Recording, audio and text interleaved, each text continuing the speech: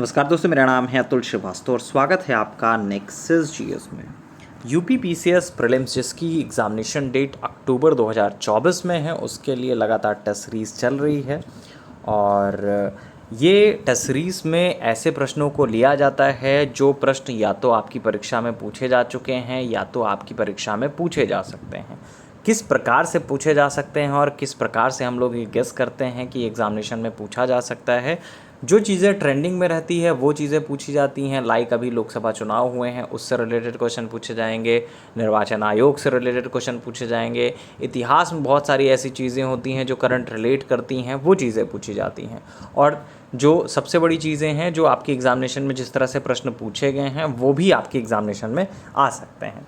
चलिए शुरुआत कर देते हैं। तो निम्नलिखित शासकों में किसे या किसने हर्षवर्धन को पराजित किया था? तो हर्षवर्धन को किसने पराजित किया था? पुलकेशिन द्वितीय ने। देखिए, पुलकेशिन द्वितीय जो है चालुक्य वंश का शक्तिशाली राजा था। हर्षवर्धन तथा पुलकेशिन द्वितीय दोनों के राज्य की सीमा नर्मदा नदी थी। दोनों ही जो शासक थे अपने राज्य के विस्तार की महत्वाकांक्षा रखते थे। फलस्वरूप हुआ ये कि दोनों के मध्य नर्मदा नदी के तट पर युद्ध हुआ जिसमें आपका हर्ष की पराजय हुई। और इस युद्ध के विषय में दो प्रमाण भी मिलते हैं। एक तो पुलकेशिन द्वितीय का ऐहोल अभिलेख मिलता है और दूसरा मिलता है हेनसांग का यात्रा विवरण, जिसमें उसने पुलकेशिन द्वितीय को मोहालाचा अर्थात महाराष्ट्र का शासक बताया था। तो कुल मिलाकर निम्नलिखित शासकों में किसने हर्षवर्धन को पराजित किया था? पुलकेशिन द्वितीय ने किया था। बैकग्राउंड भी आपको पता होना चाहिए कि क्या पूछा जा रहा है, इसके अगर बाद अपडेट हो सकता है तो क्या पूछा जा सकता है।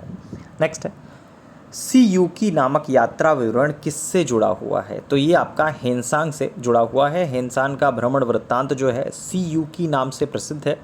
वह हर्षवर्धन के शासनकाल मतलब 606 से 647 में भारत भ्रमण पर आया था और अपनी भारत यात्रा के ऊपर उसने एक ग्रंथ लिखा जिसे सीयूकी कहा जाता है। सीयूकी करीब 138 देशों का विवरण मिलता है। यह हर्षकालीन भारत के समाज, धर्म तथा राजनीति की जानकारी का एक महत्वपूर्ण स्रोत है।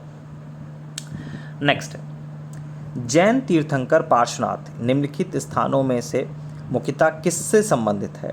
तो पार्श्वनाथ जो है 23वें जैन तीर्थंकर हैं। इनका जन्म वाराणसी के राजा अशोसेन के यहाँ हुआ था। इनकी माता का नाम वामा देवी, इनके जो चिन्ह है वो सर्प है।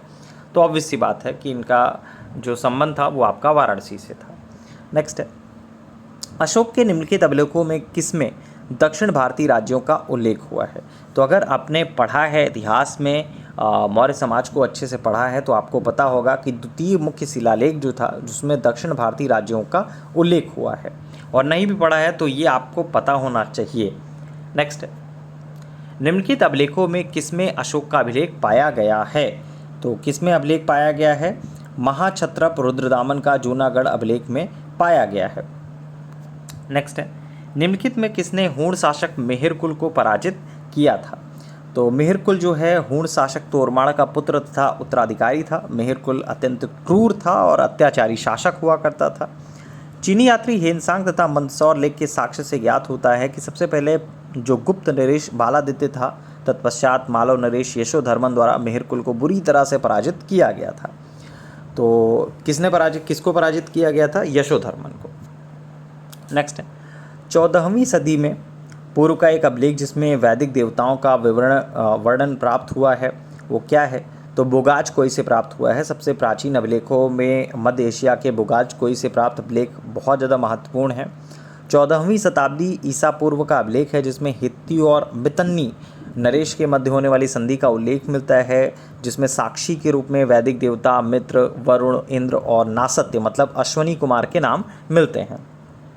तो बुगाज कोई बहुत पेट क्वेश्चन है आयोग का। नेक्स्ट है, शिवाजी का छत्रपति के रूप में औपचारिक राज्याभिषेक कहाँ पर हुआ था? तो ये हुआ था रायगढ़ में। शिवाजी का छत्रपति के रूप में औपचारिक राज्याभिषेक करीब 1674 में हुआ था रायगढ़ में। काशी के पंडित गंगा भट्ट ने उनका राज्याभिषेक किया था। एक बार पूछा भी गया था कि किसने किया था, तो काशी के एक पंडित थे गंगा भट्ट साहब, उन्होंने इनका राज्याभिषेक किया था। देखिए, पढ़ना महत्वपूर्ण नहीं है, सिर्फ पढ़ना महत्वपूर्ण नहीं है, वो चीज़ें आपको याद होनी चाहिए। अगर आपको याद नहीं है तो समस्या है। याद करने का तरीका आपके पास होना चाहिए। इसी वजह से नेक्सस जीएस की तरफ से लगातार जो बैच चल रहा है यूपी पीसीएस प्रीलिम्स के लिए, सिर्फ हम आपको पढ़ाते नहीं हैं, हमारा जो मुख्य कार्य है आपको पढ़ाना, उसके बाद रिवीजन कराना, जिसकी वजह से चीज़ें जो आपको पढ़ाई जा रही हैं क्लास में वो याद हो जाएं। हमारी क्लास से जितने भी बच्चे सीरीज को फॉलो कर रहे होंगे या दे रहे होंगे, उनके मार्क्स हमेशा बेहतर आएंगे। 20 में से ऑलमोस्ट 20 क्वेश्चंस हैं, 20 में से 20 नहीं तो 20 में से 18 क्वेश्चन आपके सही होने चाहिए। और जैसे जो बच्चे पब्लिक में पढ़ रहे हैं, जो यूट्यूब पे देख रहे हैं, तो वो भी कमेंट कर सकते हैं कि उनके कितने से कितने नंबर आपके आए हैं। ठीक है, इसमें बहुत जल्द आपके करंट अफेयर्स के क्वेश्चंस भी मैं ऐड करने वाला हूँ। नेक्स्ट है, निम्नलिखित को सही कालानुक्रम में व्यवस्थित कीजिए और नीचे दिए गए कूट की सहायता से सही उत्तर चुनिए। तो जैसे डोमेट्रिकम परफॉर्मेंस 1876 का है। वर्नाकुलर प्रेस एक्ट के बारे में बात करें, अगर आपको पता हो तो 1878 का है। बंगाल टेनेंसी एक्ट 1885 का है। Northern western provinces and Awadh act 1890 का है। तो ऑब्वियस सी बात है ABDC, मतलब पहला ऑप्शन इसका सही हो जाएगा। नेक्स्ट है, अंग्रेज ईस्ट इंडिया कंपनी द्वारा लड़े गए निम्नलिखित युद्धों में से कौन सा सर्वाधिक निर्णायक रहा है। तो बक्सर की लड़ाई हुई थी 1764 में और यही सबसे ज़्यादा निर्णायक रहा है। इसके बारे में तो लगातार हम लोग डिस्कस करते रहते हैं। नेक्स्ट है, poverty and un British rule in India के लेखक दादा भाई नेहरू जी, संभवतः सभी को आता रहा होगा। इन्हें grand old man of India भी कहा जाता है। नेक्स्ट है, चार्टर अधिनियम 1813 भारत के लिए महत्वपूर्ण समझे जाने का निम्नलिखित में से कौन सा एक कारण रहा है। इसने ईसाई मिशनरियों द्वारा भारत में प्रचार पर रोक लगा दी, गलत। इसने भारत के औद्योगिकरण पर जोर दिया, ये भी नहीं सही है। इसके द्वारा भारतीयों की शिक्षा के लिए वित्तीय प्रावधान किया गया, ये पूरी तरह से सही है। तो तीसरा ऑप्शन इसका सही हो जाएगा। नेक्स्ट है, निम्नलिखित में से किस अधिनियम के द्वारा अंग्रेजों ने भारत में सर्वप्रथम परोक्ष निर्वाचन प्रणाली की शुरुआत की थी। तो किसने शुरुआत की थी, ये 1892 में की गई थी। नेक्स्ट है, बक्सर की लड़ाई के समय बंगाल का नवाब कौन था। तो बक्सर की लड़ाई के समय बंगाल का नवाब कौन था, ये आपका मीर जाफर हुआ करता था। नेक्स्ट है, भारतीय राज्यों पर अंग्रेजी प्रभुत्व स्थापित करने के लिए किसने प्रशासन में सहायक संधि प्रणाली का सूत्रपात किया था। तो लॉर्ड वेलेस्ली जो था प्रथम अंग्रेज था जिसने भारतीय राज्यों को अंग्रेजी राजनीतिक परिधि में लाने के लिए सहायक संधि प्रणाली का सूत्रपात किया। डुप्ले प्रथम यूरोपी था जिसने भारत में सहायक संधि की नीति का अनुसरण किया तथा अपनी सेना भारतीय राजाओं को किराए पर दी थी। तो कुल मिलाकर लॉर्ड वेलेस्ली इसका सही आंसर हो जाएगा।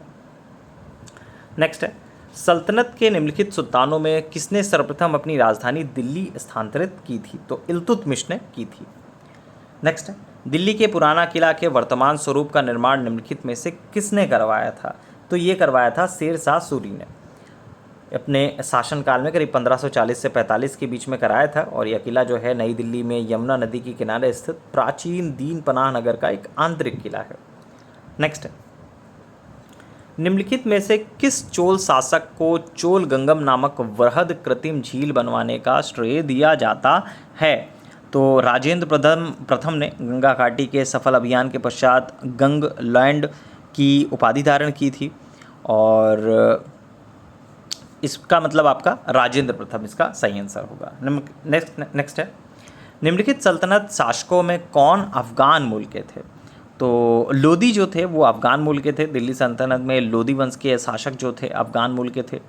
लोदी वंश की जो स्थापना है बहलोल लोदी ने करीब 1451 में किया था। इस वंश का शासनकाल करीब 1451 से 1526 तक रहा था। अंतिम लोदी शासक जो है इब्राहिम लोदी था जिसको करीब 1526 में पानीपत के युद्ध में पराजित करके बाबर ने मुगल वंश की स्थापना की थी। नेक्स्ट है, बहमनी राज्य के बारे में बात करें तो बहमनी राज्य की जो स्थापना हुई थी वो 14वीं शताब्दी में हुई थी, 14वीं सदी में हुई थी। चलिए, तो ये रहा आपका 10 मिनट के अंदर 20 प्रश्न और उनकी डिटेलिंग भी हम लोगों ने बात की है, उनके डिटेल्स पे भी हम लोगों ने बात किया है। यूपी पीसीएस प्रीलिम्स 2024 के लिए नया बैच 1 जुलाई 2024 से स्टार्ट हो चुका है। फीस इसकी सिर्फ और सिर्फ 2000 रुपये है। आप इस बैच को ज्वाइन कर सकते हैं। ये हमारे प्रीवियस रिकॉर्ड हैं। रेहाना जी का रिव्यू ऑफिसर में रैंक 2 पर हुआ था लास्ट टाइम पे। इसके अलावा हमारी जो कोचिंग है वो 2015 से चल रही है, बैक टू बैक सिलेक्शंस हैं। Nexus GS by Atul sir हमारे टेलीग्राम चैनल का लिंक है, इस वीडियो के डिस्क्रिप्शन बॉक्स में भी मिल जाएगा। अदरवाइज़ आप डायरेक्ट लिखेंगे nexus GS by Atul sir, ये टेलीग्राम पे आपको मिल जाएगा। तो ये हमारे प्रीवियस जो सिलेक्शंस रहे हैं, जो क्लास सिलेक्शंस रहे हैं, ये नहीं कि इन्होंने आया और यहाँ पे इंटरव्यू दिया, एक आध दिन पढ़ लिया। लोगों ने यहाँ पे 3-3 साल 4-4 साल पढ़ाई की है और उसके बाद सिलेक्शन ऐसा हुआ है कि किसी का 14th रैंक पर एसडीएम के तौर पर हुआ, किसी का रैंक 2 पे समीक्षा अधिकारी के तौर पर हुआ। कई इस तरह के सिलेक्शंस आपकी क्लास में हुए हैं। बाकी डिटेल्स जो है वो सारी की सारी जानकारियाँ आपको दी जाती रहती हैं क्लास में भी। इसका एक सिलेक्शंस का अलग फॉर्मेट बना हुआ है। खैर, आपको मतलब ये है कि अगले जो 2-3 महीने आने वाले हैं यूपी पीसीएस प्रीलिम्स के लिए, उसमें आपकी अच्छी तैयारी हो, और इसी वजह से ये सीरीज़ चलाई जा रही है। होपफुली आपको पसंद आ रही होगी। पसंद आ रही होगी तो आपके कितने मार्क्स हैं कमेंट बॉक्स में आप लिख सकते हैं। Thank you so much.